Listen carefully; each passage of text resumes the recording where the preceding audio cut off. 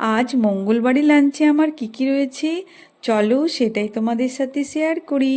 তো আজকে একদম সিম্পল লাঞ্চ, একদম ধোঁয়া ওঠা গরম গরম ভাত। আর আমার ভাত এমনিতেও গরমই থাকে, তো আজকের ভাতটা আরও গরম।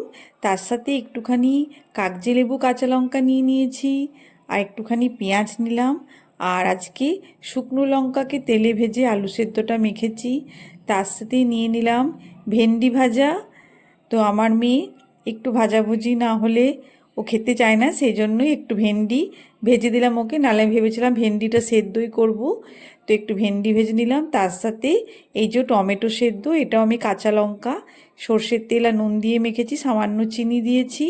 তার সাথে একটা ডিম সেদ্ধ, আর এই যে ঘি নিয়ে নিলাম। এই ঘি ভাত খেতে আমরা খুবই ভালোবাসি।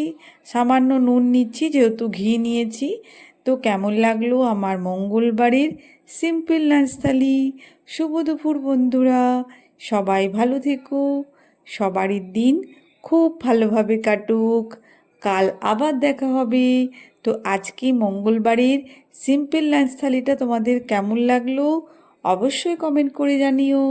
তোমাদের সুন্দর সুন্দর কমেন্ট আমার খুব ভাল লাগে। গুড বাই বন্ধুরা।